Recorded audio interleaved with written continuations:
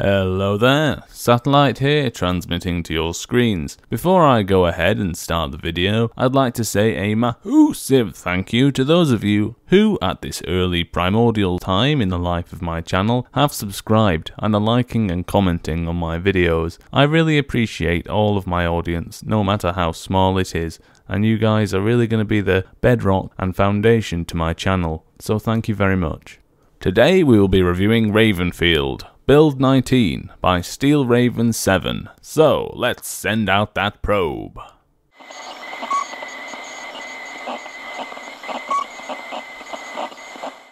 Ravenfield is an early access, highly customizable single-player first-person shooter that puts me in mind of a crossover between the original Star Wars Battlefront games and Battlefield's multiplayer, but without the multiplayer, though you can download a mod for that.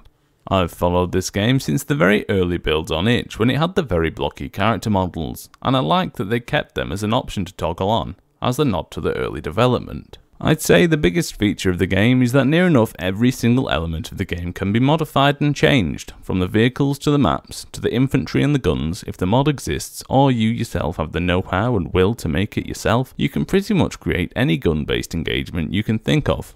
I really can't stress enough how much content there is out there on the workshop. If that wasn't enough custom stuff, the game also features a map editor.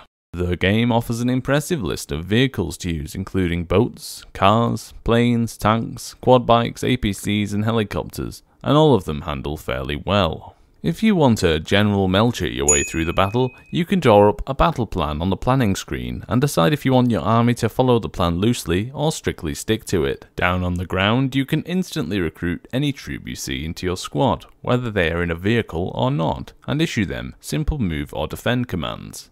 You can commandeer vehicles and control them in the same way too, though all of this control is completely optional, and if you like, you can just grab a gun, jump into a plane and recklessly skydive into battle, guns blazing.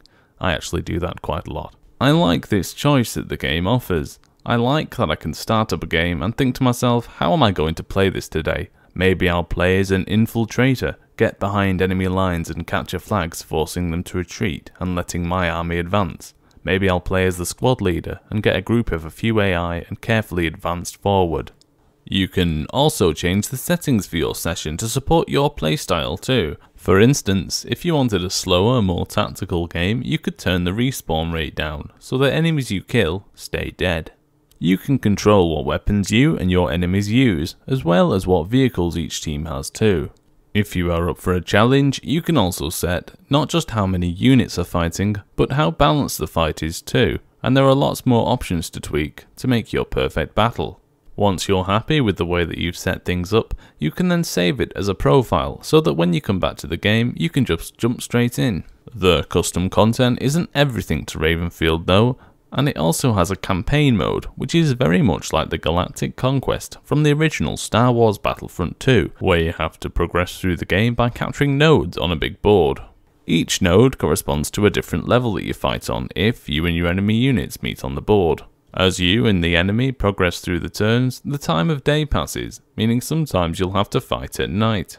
Every turn, you are also given research points that you can use to unlock the base weapons and vehicles in the game. The mode is already very fun, but it just needs a little bit more content added to it. Community created campaigns are in the roadmap, and I'm very excited to see all of that workshop content utilised as well. Speaking of the roadmap, I have to say how nicely put together the roadmap actually is. Not every developer makes following the progress of the game so easy. If you don't want to bother with the campaign and you just want to get straight into the action, the game offers 6 different game modes, most of which are flag-based variations on each other, but there is a couple of unique ones, like Spec Ops, where you and a couple of bots with you try to ambush a big group of enemies, and Haunted, a survival-based mode where you have to kill off waves of skeletons and get upgrades. The game isn't perfect, and I do have to offer some criticisms. Hitboxes on objects can be quite chunky, and very often you'll fire a magazine of rounds at a target only to see that they have all loaded into an invisible hitbox in front of you.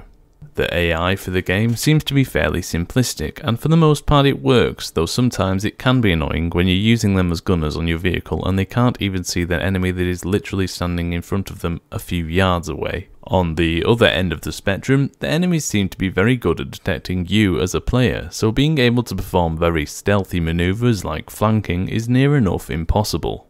Melee combat is in the game with swords and a kick feature, though it feels unsatisfying, and because of the aforementioned point, it very rarely happens. So generally I just use the kick feature to kick friendly AI out of fixed gun positions. Also, having lots of workshop mods is great, but the game has to load all of them in every time you launch the game, which can really slow down getting into the game. One thing I don't really understand is why the game has an unlimited slow motion button. I get that I can use it to perform trick shots and defeat entire rooms of people with it, but I personally feel I am just cheating when I'm using it, so I don't use it at all. If I had to work to get it, like slowly fill up a meter with kills and objective points, then I totally would. The optimization for the game is good, but obviously, certain user-made maps and mods can seriously affect the frame rate. I know the graphics are going to be a killer for some people, but I do think the developer has carved out his own unique style, which is not easy to do when the game is so open to manipulation. The price for the game is more than reasonable at £10.99 or $14.99 and euros. In conclusion, I think this game is a really great time killer. You could spend hours trying out different gameplay styles, vehicles, guns and maps that could keep you entertained for hours. New stuff is constantly being made for the game, both by the developer and the community, and I'm excited for what this game becomes once it leaves early access.